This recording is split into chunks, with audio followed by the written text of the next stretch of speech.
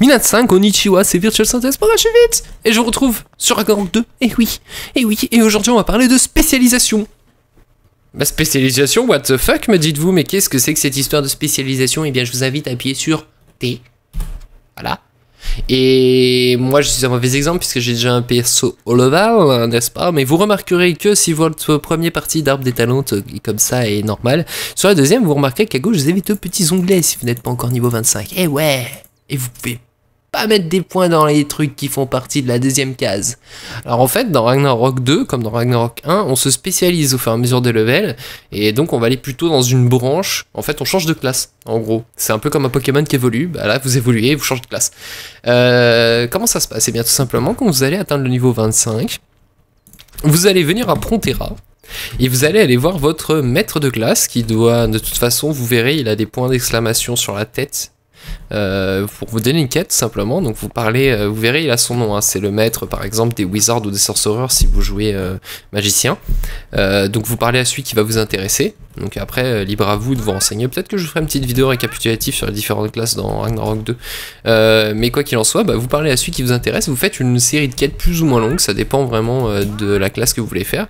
Une fois que vous aurez terminé cette classe tout simplement, et ben il vous donnera une arme et un peu de stuff il me semble aussi, spécifique à votre classe, et enfin il vous activera votre deuxième partie d'arbre des talents, et à ce moment là vous pourrez tout simplement bien commencer à distribuer des points pour aller vous spécialiser dans votre arbre des talents. Et voilà, c'est aussi simple que ça. Et un petit détail pour ceux qui sont peut-être magiciens comme moi et qui cherchent leur maître des talents, leur maître de classe, et ben je vais vous montrer tout de suite où il est.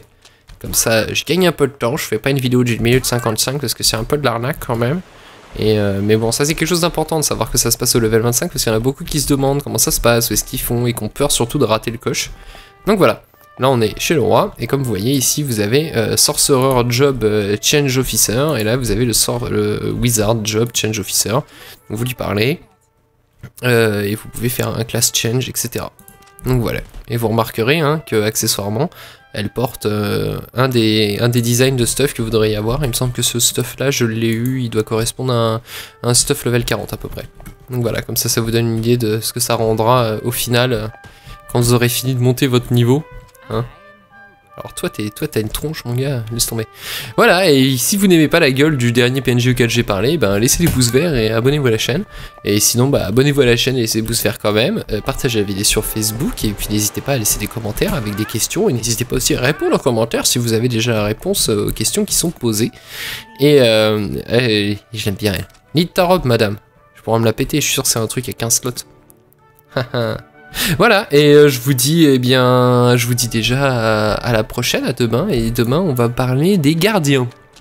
Et ouais, encore un truc que vous avez peut-être pas encore entendu parler. Allez, à tout à l'heure.